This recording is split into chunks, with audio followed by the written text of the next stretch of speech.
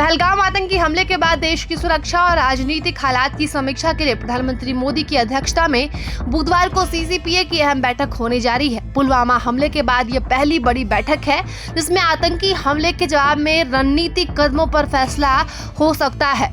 बैठक में रक्षा, गृह, वित्त और विदेश नीति से जुड़े कई बड़े मंत्री शामिल होंगे और राष्ट्रीय सुरक्षा के स्तर पर महत्वपूर्ण निर्णय लिए जाने की उम्मीद है।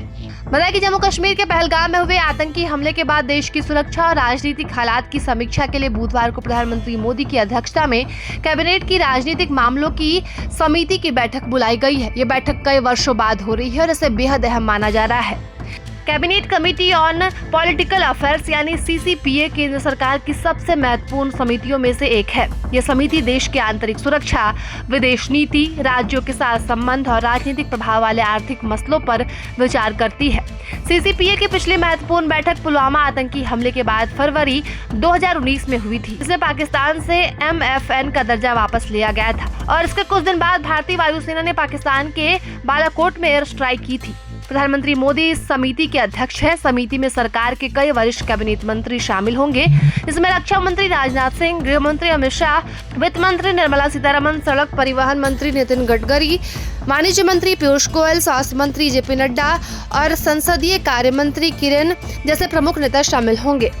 इसके अलावा सहयोगी दलों के मंत्रियों को भी समिति में स्थान दिया गया है। बता दें कि बैठक में पहलगाम आतंकी हमले की पृष्ठभूमि में मौजूदा सुरक्षा हालात की समीक्षा की जाएगी। साथ ही जम्मू कश्मीर में आगामी अमरनाथ यात्रा और लोकसभा चुनाव के बीच कानून व्यवस्था बनाए रखने के लिए रणनीति पर विचार किया जा सकता है। इसके अलावा पाकिस्तान और सीमा पार आतंकवाद से निपटने के लिए कूटनीतिक और सामरिक विकल्पों पर भी चर्चा हो सकती है। बोलते कि पीएम मोदी ने मंगलवार को तीनों सेना प्रमुख के साथ बैठक की और आधिकारिक सूत्रों के मुताबिक 90 मिनट चली इस बैठक में पीएम मोदी ने कहा कि आतंकवाद को करारा जवाब देना हमारा राष्ट्रीय संकल्प है। उन्होंने साथ ही दुश्मनों को जवाब देने के तरीके, लक्ष्य और समय के बारे में फैसला लेने के लिए सेनाओं को पूरी तरह से छूट दी है।